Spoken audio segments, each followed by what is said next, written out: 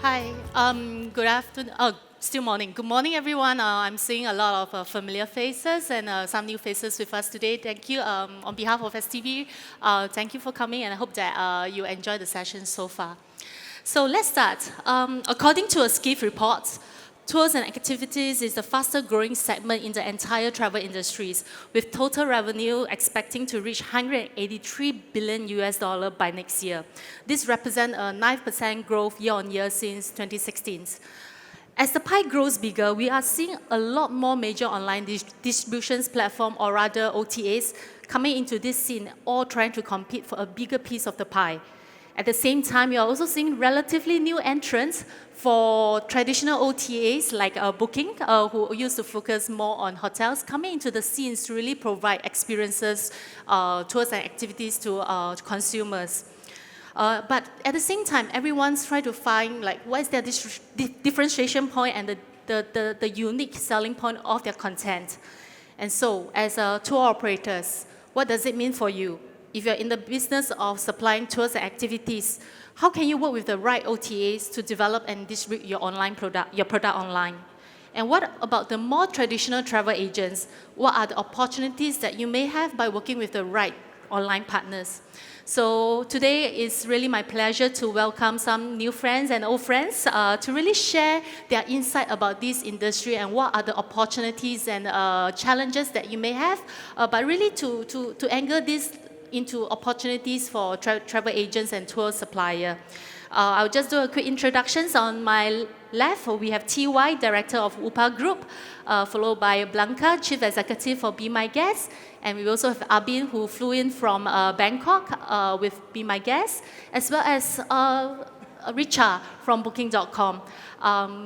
Before we go into the proper, maybe we just spend 30 seconds each to really introduce yourself as well as your company. Yeah, TY. Hi everyone, so my name is Tatyam, you can call me TY for short. So basically I have my own tour company, tour operator, and it's called UPA Travels, but recently we rebranded to call it UPA Group. There is three, just to really house three brands that we are doing right now. The first one being Monster Day Tours. I think it's being covered. Abi, stand up a bit. No, you're blocking my logo. Yeah, so over here is for two and a half years. We do like walking and private tours. And for UB over here, it was launched 6 months ago, where we really do startup and innovation tours. And on the left, for those who understand Chinese, it's called 探索八方. Basically, is to address like the China tourists. Yep. Right. Blanca? Morning, everyone. I'm representing Be My Guest. We've been in business since 2012. We were one of the first platforms to start aggregating tours and activities products.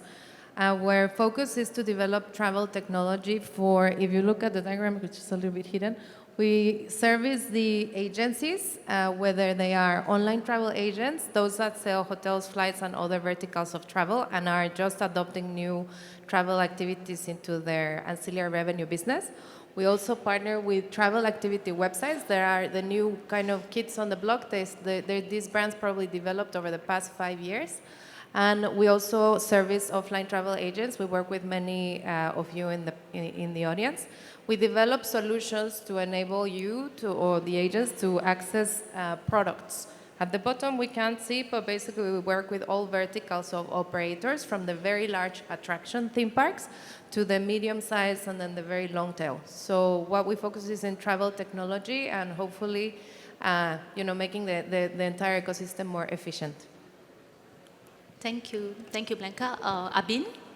Yeah, good morning all. Pleasure to be here today. So I work for Get Your Guides, and we are one of the leading platforms to book tours, activities, and attraction tickets all over the world. So it's founded in 2009, so it's been 10 years now for us as a company. And our mission is quite simple but bold. We are on a journey to give the whole world access to incredible experiences. Thank you, Abin. And last but not least, Richa? Hello everyone, so I'm Richa from Booking.com. I'm looking after experiences for booking for the APAC region. I'm guessing most of you over here know of Booking.com. We are one of the leading OTAs, but predominantly we were well known for the accommodation space. So this is a new field that we've entered. It's been about 3 years that we are exploring experiences and tours and activities. The idea at Booking.com is that we want to give our users the entire connected trip. So we want to take care of the end-to-end, right from whether it's flights, accommodations, transport, and obviously the in-stay experiences, so what they can do at their destination. This is a main focus region for us, and we're really growing in APAC, and really glad to be here. Thank you, Richa. So going to the proper of today, the gaps and opportunities for this segment. According to a research report by Focusrite in 2018, over 80% of the booking for tours and activities are actually made offline. And according to another report by Skiff, 55% of tours and activities suppliers don't actually have a third-party reservation system. And to me, this is really alarming, right? We are talking about the online world, using mobile first, but a lot of our suppliers are still rooted in the offline world. So these are maybe there are challenges for them, but this also presents a lot of potentials for this industry to really grow. So, to the panelists, why do you think there is still this gap? And why are we not seeing more suppliers leveraging the online space to actually sell and scale their products? Right, maybe TY, right? Yep, so I go first, yeah. So the question is, why is it not more online, more tour operators going online? Actually, in my opinion, on the contrary, I do think that the Singapore travel agents are getting more and more trying to go online, and they do know how to come online. It's just that in the context of us versus other destinations in the world, we might be a little bit behind in terms of tours. Very much because I guess Singapore is really a small country. We started by being very attraction-centric. Like places like Universal Studios, Sentosa Island, even National Gallery. So that was how I see it was the progression actually started only from 2015. And since then, we are so happy to have different platform players such as Be My Guest coming on, and then after that, Be from Get Your Guide coming on, and then recently Booking.com came on. So I don't really think that for the Singapore travel agents or the tour operator, we have a problem going online. It's more of we are a little bit behind, right. And then how do we actually eventually catch up? Of course, I do understand that there is some obstacles, difficulties, or how to even reach out to you guys when we try to go online. Yes. And I guess that's what we will discuss later on. Right, Yep. right. Right, so what we have seen is really, basically what we do is an analogy between the verticals of travel. So if you're a travel agent, you probably sell hotels, flights, and then some of the new online travel agents start to add tours and activities products. And what we see is it's kind of like a natural behavior, because a flight product is very homogeneous. You're selling a seat on a plane, and most airlines sell the same type of product. It might be economy seat, it might be a business seat, but effectively it's a seat on a plane. Then you have the hotels, which also have very homogeneous products, which is a room. Whether it's, whatever ranking or starring of the room, is still a room. But when you go to tours and activities, it's really kind of the last vertical, and it's called the final frontier in travel distribution, because as you all know, these products are extremely different. The most homogeneous one are the theme parks, which are the ones that are most readily online at the moment, because there's electronic tickets, right, with no capacity constraints. But when you look at the little bit more experiential or unique product, there's, for example, at the moment I just saw a kayak experience over there, and also a cultural tour. These operators are smaller, they have capacity constraints, they probably have very different products. A hot air balloon ride needs to know information about your weight before they can confirm the booking, versus a cultural tour, they maybe want to know what language you want to be receiving the tour on. So it's just natural that in the travel industry, this sector has been left to digitize at the very last. But what's happening is that all the technology that was developed for flights and hotels, it's been developed maybe 20 years ago. And now all of this technology is being adopted by the tours and activities sector, and it's happening at a very, very fast pace. So that's what we see. So we just see it as a natural transition, and it's just going to continue. Yeah, I think I would echo both TY and Blanca's points. what we see is that it's really a time, right? It's a timing thing. As time passes, more and more people will be aware of the potential of coming online. And experiences has naturally been an offline thing, right? So flights, hotels is very commoditized. And people like to book offline, people like to book in destination. It's just a natural customer behavior. And what's important for us as stakeholders in this industry is to really understand where do we fit in the online world, right? So it's not necessarily that travel agents necessarily need to have bookable products online. It could just be the content alone to bring attention to your company. So there's many different ways that agents or operators can go online or have an online presence. It really just depends on what is relevant for you and how you can bring customer interest to your company. Right. Yeah, so absolutely agree with you guys. And just adding to it, so it somewhere seems like the chicken and egg problem, because if we look at experiences, as you all mentioned, it's the last thing that you think about when you're traveling. And there are a lot of like other factors that can also influence it. So like weather, how you feel like it, what you want to do that day. So unless you're talking about the likes of like the Louvre or, you know, the Vatican, where people will travel and they will book it in advance, people do a very last minute buying behavior, and where it's also like, okay, I'm at the hotel, I'm going to ask the concierge, I'll figure out what to do. So typically, the tour operators don't really see the need to also go online at a lot of cases. The other is that, let's say if you want to go online, if you really want to access to this last minute buying behavior, there is this perceived entry barrier, because you need to work, you need to have technology in place, you need to have like operations ready, so that you should be able to take like the last minute bookings, and in terms of the inventory management. So I guess it becomes like, you know, which one to do. Like, I'm already getting people last minute offline, but or do I still want to go online? Increasingly, what we're seeing at booking right now and where we are pushing is that we are seeing a lot of last minute booking behavior. So we are also like really very aggressively trying to convert that in terms of our marketing spend, our marketing effort. But then it just comes down to like, you know, having technology to be able to support with it. And that's something in terms of the tour operators, we keep on telling and advising that probably that's a crucial part to work. Yeah, I think thank you, Richard, for touching on my next point, right? According to, I have some data here, according to Tracksoft, 80% of the tours and activities are booked within 1 week of the travel itself. And 38% of the travel are actually booked on the day of travel, on the experience. So these are all the last minute, same day booking that we're really looking at. And for tours operators or supplier of tours and activity, how do you actually capitalize of these trends or leverage technology effectively to scale and even plan your logistics as well as plan your capacity? I think that is a key considerations that we have. So maybe can we ask like, maybe for this, Richard, because you actually capture the whole, like you say, you are end-to-end platform, right? From the hotels to the in destinations. So how do you really capture, you know that someone from maybe US is flying to Singapore for a 3-night stay, right? How do you capitalize on that data to actually to get them to book in destination experience? Maybe they will just look at it maybe 2 days before the trip. Yeah.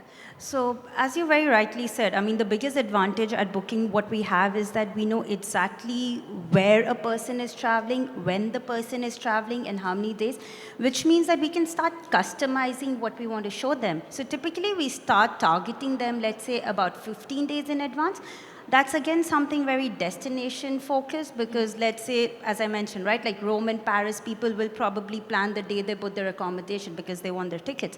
But if it's more like Singapore or more like, you know, more experiential destinations, the way we have like Bali and Indonesia. So over there, people start thinking more closer to the travel date. So that's where we really start targeting them and showing them.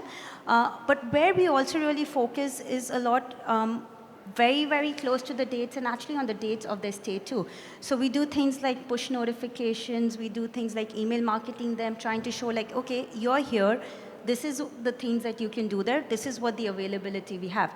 For us, our biggest challenge over there, it comes down to the fact that a lot of tour operators, because of, let's say, limited technology capacity that they have, cannot work during that window in terms of taking bookings because the cutoff periods end up becoming bigger, and which is a challenge. So what we are trying to do while we work with our tour operators and with our partners across this region is, one, tell them what exactly is the booking pattern we are seeing. So for example, we have the information where we see like 2 days before their stay or 1 day or literally like during the stay. And then how can we like work together? Like what are the kind of support we can give, but what are the things we need from them? And that's, let's say, like we're really hoping that going forward that becomes easier and better, both from like a tour operator point where they can like capture the audience and the users that we're bringing to them, but at the same time for us also making it easy for our audience like to book. Yeah. So what about like, because Blanca, you provide a B2B solutions like to operators and to really capitalize on this trend, same day booking. So do you have any experience to share on that? Yeah, so what we usually do is we have kind of like a checklist of how to get your products ready to be sold online. I think what we see in the market is that there's so much, really there's so much supply. If you think about destinations like Bangkok, there's so many floating market tours, right? So what we actually try to help with the operators is to understand, okay, your tour, for it to be sellable online, you need to meet this and this and this and this criteria. And those criteria are usually, most of the time, you can only fill them if you have some sort of technology platform. So the criteria is, no advance booking, because the customer, and it's not because we say so, it's because the customer is driving that. So Be My Guest partners with multiple online travel agencies via API, and what we tell the operator is like, imagine that the customer just booked a flight with Singapore Airlines, and they're expecting that the booking and the confirmation and the electronic ticket and the check-in is fully automated, no queue, nothing for a flight ticket. So now they're expecting that you are able, as an operator of a tour or an activity or a theme park, they're expecting the exact same service level standard. When they book with you, if there's a floating market tour, they want to confirm it right now, pay right now, no additional interaction with any customer service, and they want everything frictionless. So the service level that the consumer is expecting when they're booking online is extremely, extremely high.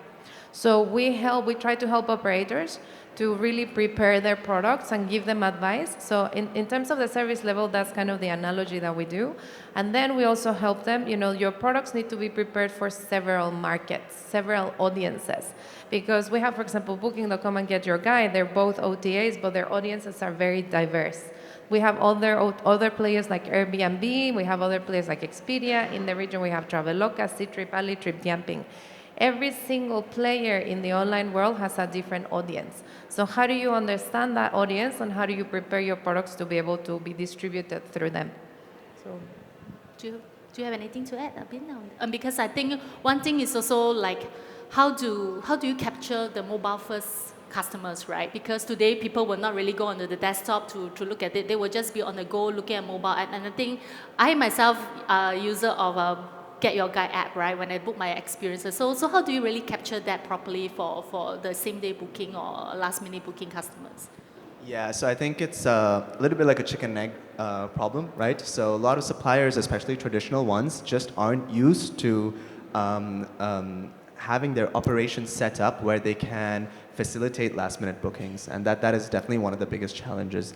And so in fact, even new suppliers, actually TY is one of our suppliers. I think our cutoff time for the walking tours is like 10 hours. It's not ideal, right? Yeah. So something that we together will work on to bring it down over time, because we see that the trend is that people are looking last minute and trying to book a walking tour. And one of the worst sins that we can commit is, when there's a customer who's ready to book a tour on that day, we've spent all that marketing to bring that customer on our website. They're happy with what they're seeing. They're ready to book, but it's not available. It's really a disappointment for all. It's a lose-lose-lose situation for all. And so what we try to do is we really just educate the supplier and say that, hey, this is all the traffic that you're getting on these specific days, and we can actually kind of somehow calculate how much bookings they're losing as a result, and that can incentivize them to really change their operations and how they're actually allocating guides and things like that, so that they can process last minute bookings faster. Right. So for TY, and I know you work Sorry, with... TY. Yes. But the thing is that, right, you are also one of the early starter in the industry in Singapore to provide walking tours, right? I think you also have a very steep learning curve in this area of going online. So what are some of the experience or learning points that you can share with the floor today? Let me think about it. For me, so I started Monster Day Tour in 2017. That is about 2.5 years ago. The very first online platform that I actually was working with was with Be My Guest. It was with Be My Guest. And just to relate to the point about last minute booking back then, Blanca and her team was like telling me, hey TY, can you make your tour really cheap? Just make it below $20, please. And then just do it last minute, right? And I was like, huh? Are you kidding me? Because I'm like, okay, I need to pay my guides, I need to do my tours, Yeah. I need to earn a profit from it, right? And I was like, how am I supposed to fight with $20 per person? My guide being there every single day. And I was like, are you sure you can bring me like 6 to 7 people every day? And honestly, a lot of the platform players, they cannot give you that guarantee yet. But how I actually overcame that barrier, honestly, was like saying, okay, let's work step by step to it, right? At least I try to onboard first. What I wanted to do was like, at least let me understand their system, how they work. Because for me, online platforms, they are also learning. We are also learning at the same time. But as they learn, why not just take the opportunity to really learn how the online platform works? Then that is how I actually train my own team. I tell them, hey, at least, if one booking comes, let's just do that one booking and do it really, really well, right? And let's then try to build it, as the platforms come with more features and stuff, and then we also try to lower our price. We try to do it more regularly because there's always a learning curve to everything. Just to give you all a little bit of maybe numbers or stats to how long I did it, just for those who are interested and for tour operators like myself. It took me approximately, I say, about 1 year to achieve to the point whereby I can probably be confident of like reducing my prices to 30 to 40%. Took me 1 year to actually say, hey, let's do it on alternate days. Then finally to doing daily. Even now I'm trying, right? Even now if you go to my website, there are tours that I only do like on a Wednesday, Thursday, Friday. But there are tours that I can do on a daily basis. And I just keep telling these guys, right? Onboard all my tours. Okay, whatever can, just do the best for me because I will do my best. Yeah, so that is what I actually start to learn when trying to go online. Yeah, I think this is also the whole idea of like being very agile. I guess today we don't really have time to do a lot of research, understand the profile of your Chinese customer, Indian customer. I don't think that is the waterfall method does not really work this way. Like checking. Just go out and try. Like what Blanca said, go onto as many platforms as you like. Like try out. Look at what is relevant to you. How can you work better with them, and just do something about that. I think that is the best way to learn. So going on. If I may add, Yeah. I think that's exactly right. I mean, you're gonna face so many new players. Every single one of us has a platform, a content management system or a SaaS software, or there's so many out there in the market. What we usually tell operators is you cannot expect that one is gonna bring all your customers. Same as you don't just partner with one offline travel agent, right? You are, as an operator, you have a suite of products and you need to select your channels, but you have to try and test. And it's very, very true that the online tours and activities sector is just coming of age, especially in Asia. We saw the emergence of these travel activities, and the OTAs are just starting to add these travel activities products probably since 2-3 years ago, solid. Right? So if there's, databases of tens of thousands of products, of hundreds of thousands of products, the reality is only a very small percentage is actually getting online first, but that percentage is increasing the more trial and error. So I really like Wupa's journey, because that's exactly the journey that we see. Even with the very large attractions, I mean, if we're in Singapore and there's very large theme parks. One of them is very round here in Singapore, not mentioning names, but they're still not issuing electronic tickets. So there's still a very, we're at the tip of the iceberg. The sector is just coming online. So it's really about trial and error and selecting multiple channels and just, get on any platform tested, but give it time. In our experience, it takes between 3 to 6 months. I would say it's solid 6 months of trial and error before you actually solidify that growth. Okay, thank you. So we also know that, like the online distribution platform or OTAs, right? There are actually a lot of players out there, right? We have your international player, we have your regional players like Klook, KKday, we have European players like Get Your Guide, and now we have a new player like Booking.com, of course not forgetting Airbnb experience. So this is actually an interesting sector that there's no one single platform that dominates the entire industry. It is very fragmented. It is challenging for tour operators to work with everyone, but it also presents a lot of opportunities for you to really look at what is like, based on my point just now, which channels, which platform do you want to work with, right? By testing and working with many of them. And also just now, TY touched on the point that, when he came into the industry, everyone said, hey, I'm looking at pricing, right? $20 and below. My market will not pay anything more than $30 for a tour, right? Cut your time. I want to have there's a lot of demands for that. But increasingly, we're also seeing that, like what Keith mentioned just now, about hyper-personalization, customizations. And today we see players like Get Your Guide. They have your Get Your Guide Originals tours, where they work with strategic partners, strategic tour operators to come out with exclusive tours on their platform. So, and this is quite a new trend for the last 1-2 years. So maybe, Abin, can you share with us, with the ground, about what has this experience been to like you, and how does it change your model in terms of reaching out to your customers?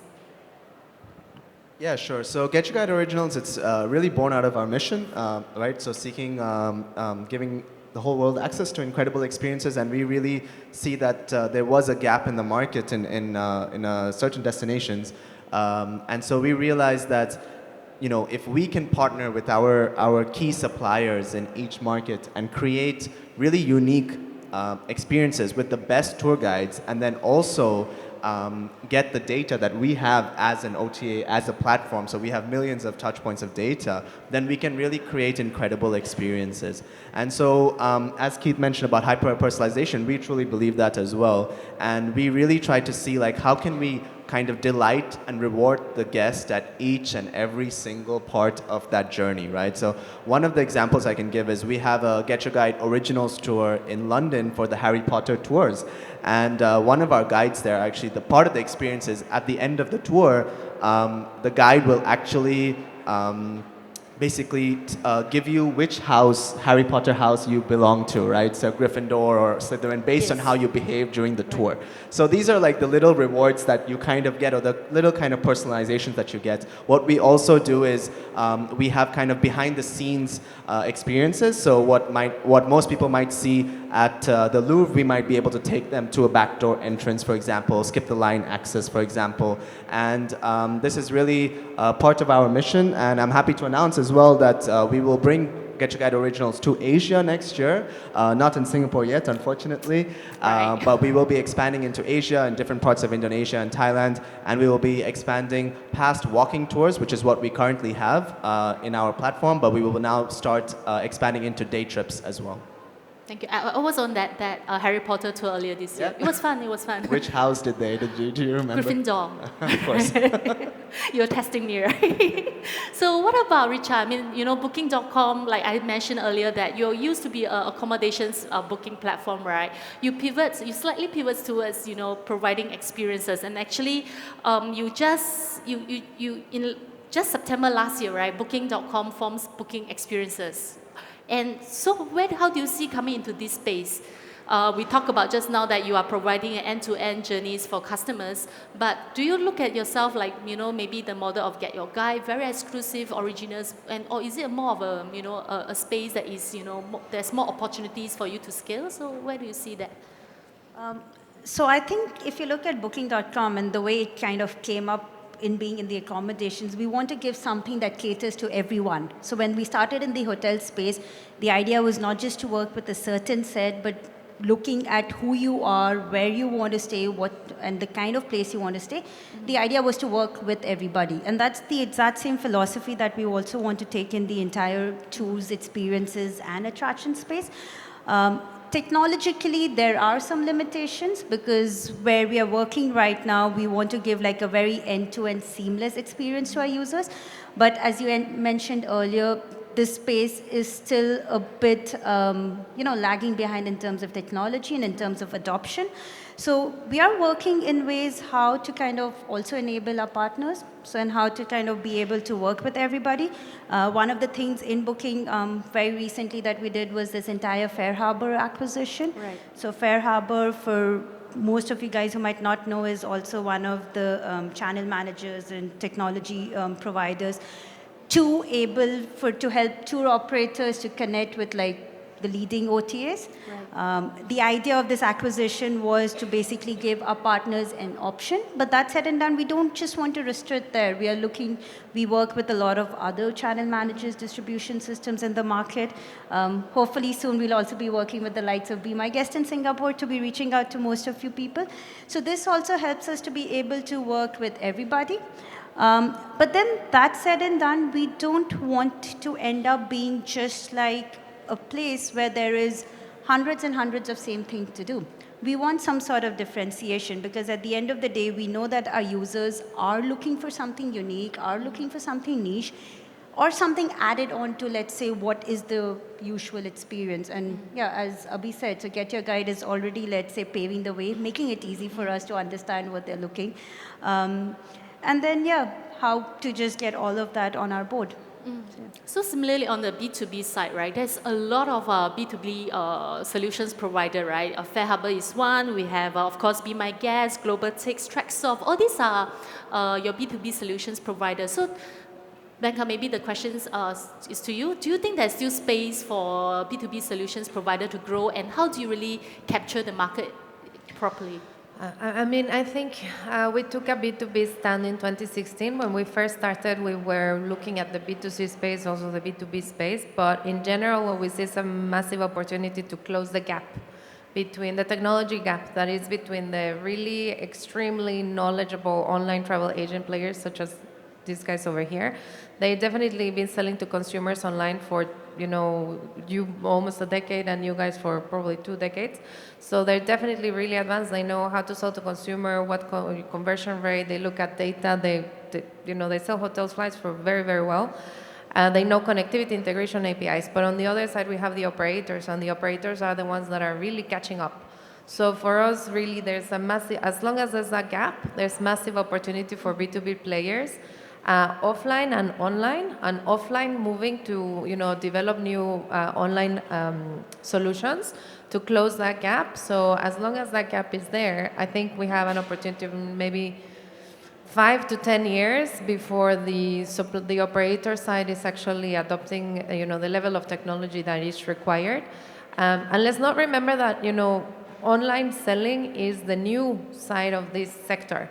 The operation side and the offline travel agent reselling has been there for many, many, many decades. So it's an offline industry that is transforming into online. So it's not, it's like tours and activities is not a new thing. It's a new thing online, but it's been offline for many years. So it's really going transformation, and as long as that transformation is there, there's a lot of room for a lot of players. Exactly, and I think that is also really the whole idea of the travel agents roadmap is to be working with travel agents, offline travel agents, traditional travel agents to really see how you can really go online. I don't think this is just something just for tour suppliers and operator, but really how do we capitalize the trends to your advantage and actually leverage your industry knowledge to actually better scale and also be more sustainable into the future. Okay. So we also often heard for SME, small tour operators, right? Like I don't have the resources, my team is very small, I'm doing everything, and I still need to build a website. right? So I think this is something that, you know, when I talk to stakeholders, there's also like, oh, I need to build a website, can STB give me a grant, right?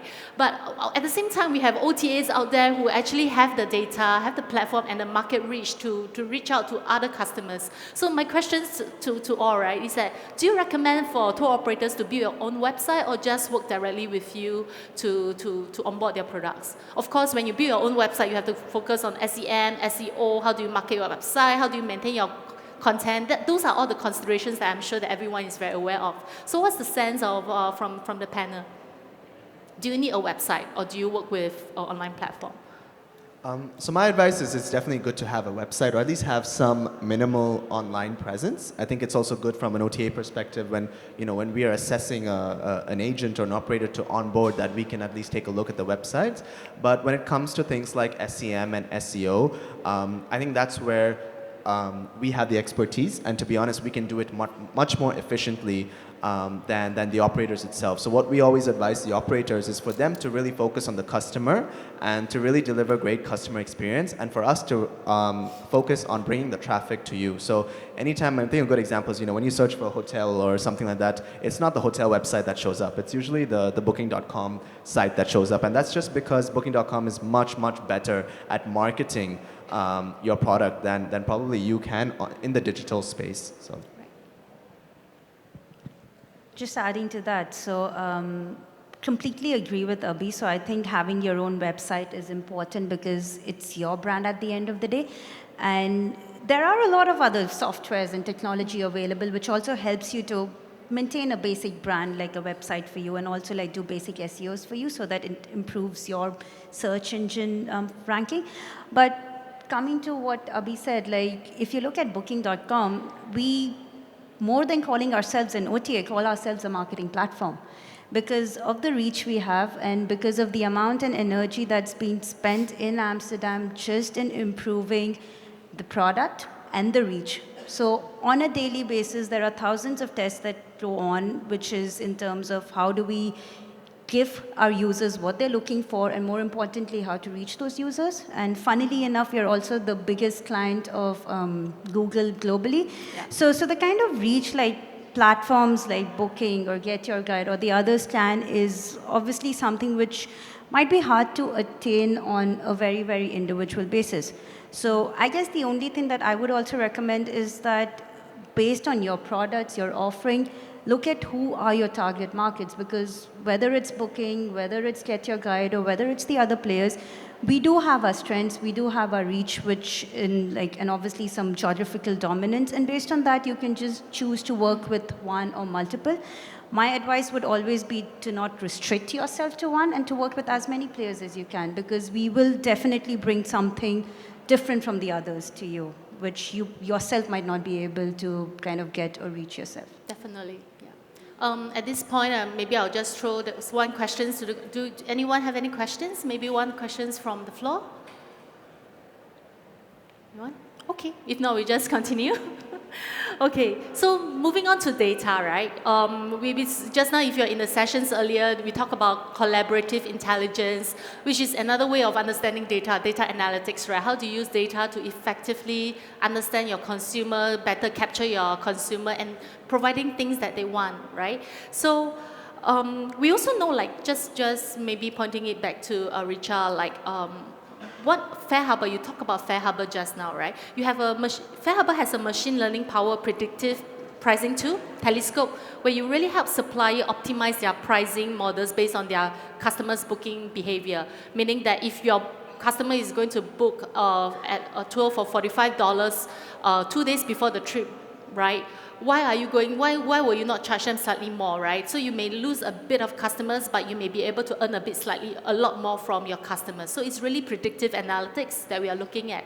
So maybe from a booking.com experience as well as Get Your Guide, how do you really work with tour suppliers to really provide them the right data to actually optimize their pricing or even their content development? So one of the things that at Booking we take pride on is data. Machine learning, AI, and like A/B testing. So this is something like we at Booking are constantly doing. What we do have is, at the end of the day, we have a lot of data. So we start with data, not just from a tour operator point of view, but the travel behavior, who is going, where they're going, If you look at the accommodation also, like the kind of accommodation that books, that's also an indicator. So if somebody is doing like coming to Singapore and staying in Marina Bay Sands, you know they're going to look at a certain kind of experience as somebody compared to who's staying in a niche boutique hotel. So that kind of behavior also, those are the things that we have data on. We have data on how much average they're spending. We have data in terms of what is the length of the stay. So these are all the things that we work closely with our partners to basically how can we leverage that. The buying behavior or in terms of the spending power also helps us. So you know that, okay, this is a slightly more price sensitive segment. So how can we kind of attract them? Or to the extent that this is the kind of audience for whom it's not so much about the price, but it's the experience, it's the offering where they're even willing to pay the $20 more as long as maybe they're getting the skip the line or behind the scene or something extra. And those are the kind of information where we share, and it's all about collaborative for us, because for us, it's not just about squeezing out or making the most money, but it's more about how can we give this information to our partners so they can improve their experience, which in the return helps our users. And so that's where we strongly believe in like data. Our partners have access to a lot of other data that they can see. They can see data in terms of which countries are their users originating from. That is again a very interesting data point because as we discussed, right, like when the long hauls, when you're looking at Europeans or Australians or Americans coming into Singapore, what they are looking for is going to be very different from, let's say, what an Indian or a Chinese traveler might be looking for. So those are, again, the kind of data we work in terms of giving and how to kind of better the product or the experience. Yeah, similar to what Richa mentioned, I think we're also quite inspired by Booking.com. We also consider ourselves a very data-driven, data-informed company.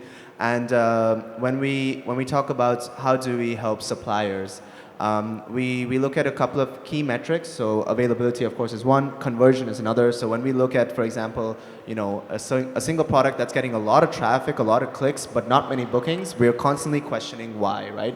When we look at it, we work with the supplier, we say, hey, let's improve your content, let's improve the pricing, let's improve the photos, and then we can quickly start seeing results from there. What we also do is really brainstorm with the supplier. I think sometimes the supplier is having a very fixed mindset and just really thinking about what their key competencies are, but not looking at the bigger picture. And since we have that more clarity on the bigger picture, we can also advise them. And so, certain things, for example, we can really help segment their product in different ways. So add different options, because then that gives them a way to cater to wider audiences. So an example, for example, even if you're like a bike tour company in Bangkok, we'll advise them to also offer a hotel pickup for an extra price, right? And of course, not everybody's going to choose the hotel pickup, but the people who are traveling from Europe or US if you think about it, they spend thousands of dollars on their flights, they've spent hundreds of dollars on their hotels. What's an extra $20, to also get a hotel pickup for their experience instead of trying to figure out the chaotic city of Bangkok, right? So these are things that we can help them, and it's very marginal effort from their side, actually. And in that way, we can also upsell to the customer. The customer is getting a better experience as well. Right. So those are the things that we try to help out with. Definitely. Thank you. Do you have anything to add to that, Blanca? Yeah, for us data is a little bit different because we're B2B companies. So when you're B2B, you're gathering a lot of transactional data from multiple companies. So we have a pretty clear view of how online travel agents, specifically in Asia, because we partner with, I think, about 100. Our biggest markets are China, Korea, Indonesia, India, Southeast Asia, of course. So what we started to do with all this transactional data is actually to dissect them and to really study the behavior. One of the key, we just released a research paper during Women Travel and ITB Asia this October, and we will continue to kind of just create these papers more on the analysis of the behavior of the Asian traveler, which is, I think, a little bit unknown. There's a lot of data around the American traveler and European traveler, so that's kind of going to be our contribution to the sector over the following year. And I just want to highlight, so in terms of last-minute buying behavior, that is actually kind of like a buzzword for the European and American consumer, But when you really look into the Asian consumer, the last minute booker is really the Chinese traveler. They want everything on mobile, no queue. They don't want to communicate. They want to pay. They don't even want to carry cash. But when you look at the segment of Southeast Asian traveler and you dissect it, and you look at the Indonesian traveler versus the like Malaysian traveler, Singaporean traveler, it's actually the behavior is very different. What we found is like the Indonesian traveler, they still want to pre-book. In general, Southeast Asian traveler, they still pre-book. The Indian traveler, even more so. And we basically look at this trend and we look at it, and there's differences in language. There's language barriers, there are currency barriers, and there's also the travel experience, right? These are first-time travelers who feel more comfortable booking ahead still, so maybe they are defragmenting. They used to travel in groups. Now they might travel in smaller groups, or they might start to venture themselves individually. But in general, if you really dissect your segments, you can really start to cater for those types of segments. So in context of our advice to operators, we look at, okay, so what audience are you really trying to target? Because if you're targeting the Indian segment and the Indonesian segment, you know what, like 48-hour confirmation or advanced booking is still okay, but if you're targeting the Chinese traveler, forget it. And if you're trying to target the very, very experienced traveler, like the European or American traveler, then you really need to do that instant confirmation. But it's also about the product selection. So as a travel agent, you might be selling products, Singaporean products. Very different behavior, the consumer that is visiting Singapore versus if you're covering the region. Right, so you're a traveler that comes to Singapore probably stays here for 2 days, and if they want to see the mainstream attractions. If it's the first time they visit, but the second time they visit, they might want to try something more experiential, but still not that long tail. So you really need to understand if you're selling to your Asian consumer, and in Asia, it's like 2/3 of the entire population is Asian. So you really need to deep dive. So we try to give you as much information as possible so that, but the purpose I think is exactly the same, to really figure out what's the right product at the right price point with the right characteristics to really make that conversion happen. Thank you. Yeah, please say something. Yeah. No, I'm just going to quickly add on, right? I mean, these guys are really too technical, okay? The honest truth is data is great, right? I love studying data myself. But the thing is, data can be very, very boring as well. Okay, not to the management or the C-level, like which some of you are like sitting over right here. We love data, we like to see the percentages. But if I were to ask my team sitting over there, they are saying like, why are you telling me all this? I'm not interested. You're telling me this market is good to target, that market is too good to target. And that is precisely why these people are here, right? Because they have data, we can't get data as small businesses of our own. We hear from them. But what is amazing is that you guys have amazing colleagues. I have Beatrice from Be My Guest. I have Adeline from Get Your Guide. I have Lucy from Booking.com. These girls has been like, whenever I have questions on how do I actually improve my products, and I just text them. Right, and very quickly, within a couple of hours, they'll reply me, TY, you need to do this, you need to do that. And they're not talking to me about data. It's not about data. It's always more of like, hey, TY, I believe if you improve this side of things, we will see some more traction. If you change the title of your name, we can help you a little bit more. So these are more practical things. And this is what, as business owners like ourselves, really like to see. Data is really nothing. If you don't execute on data, it's pointless. I always tell my team that we look at all this data. What is good about data? The most important thing is really executing on it. Telling your team like, hey, you guys don't know data is fine. Listen to what I have to say, and then let's execute it. You see whether it works or not. If it works, it's good. If it doesn't work, let's just move on. Try another method, and then we see how can we really work with all of the platforms over here. Yeah. Thank you, TY. I think TY summed up the sessions really pretty well. I mean, really, don't use data for data's sake, right? And everyone say that, oh, I don't have enough data, I just serve a particular market. But there are partners out there to help you with those data. And then also, I always say that don't adopt technology for the sake of adopting technology. Everyone is doing TMS, doing all these chatbot, but do you really need it for your business? Think about it. What are the use cases? What are the business cases for you to use them effectively? If not, can we actually work with partners, online partners, solutions partner? I think this is not an industry where of course there's competition, but the competition is from, I would say, from the macroeconomics, from challenges that is beyond our control. But I think there's a lot of opportunities in the whole tourism industry, and how do we capitalize on our synergy, on our strength, and work together with one another. And with that, I would like to thank our panelists today, TY, Blanca, Abin, as well as Richard. Thank you for joining us today. Thank you.